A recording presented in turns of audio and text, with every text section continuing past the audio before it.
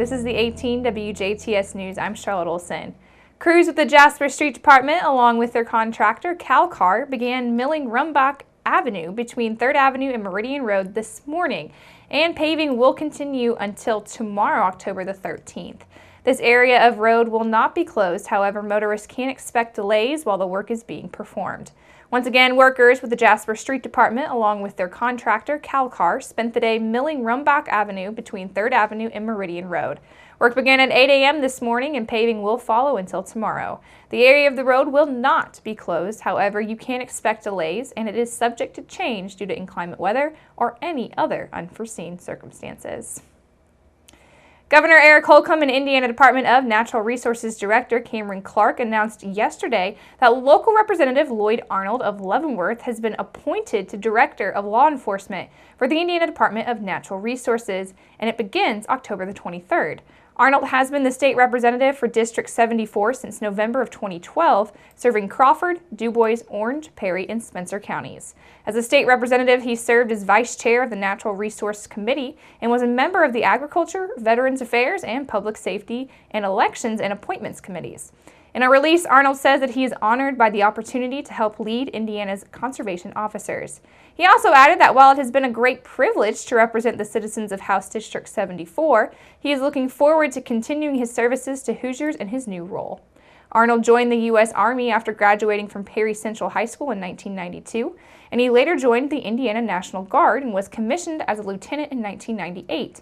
In 2003, he served as the Indiana National Guard in Iraq as an executive officer, and while he was in Iraq, he was awarded the Bronze Star and Combat Infantry Badge. Arnold's tradition of public service continued as a reserve sheriff's deputy in Crawford County and as a representative of the Sheriff's Department Merit Board. In 2007, Arnold opened Crawford County's first franchise of ServPro, a water and fire damage business. He later sold his business while serving at the State House and became executive director of the Orange County Economic Development Partnership. Arnold and his wife have been married for 20 years and they have 4 sons. Conservative businessman and Republican candidate of the United States Senate, Mike Braun of Jasper, signed a term limit pledge that would limit U.S. senators to 2 terms in Washington. In a release, Braun says that he made his career in the private sector and says that the country needs more people who can tackle big issues from perspectives gained from running a business and not a career politician's perspective. He says that the country needs term limits if we want to help clean up Washington. U.S. senators serve terms of 6 years each and are not term limited. The terms are staggered so that approximately 1/3 of the seats are up for election every 2 years. Braun says that the political establishment in Washington has no understanding of how to run a business and how their disastrous policies impact our Hoosiers.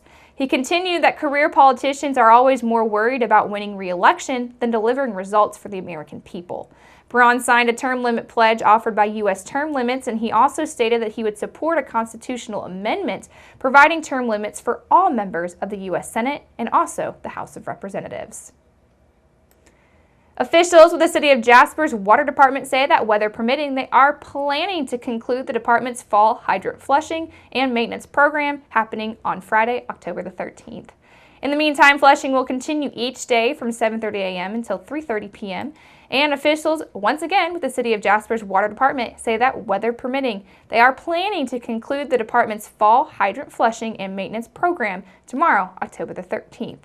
In the meantime, flushing will continue, and company officials say that the water is safe to drink. However, customers should use their own discretion if doing laundry during this time. Clothes can become discolored in the laundry, and should anyone notice or experience cloudy or colored water, they are asked to run the cold water tap until it clears.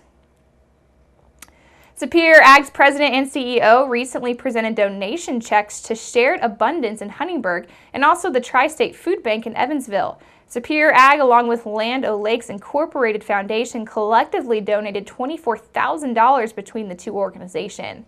Land O'Lakes Foundation and their commitment to rural communities matches donations made by local cooperatives in which enhance the quality of life.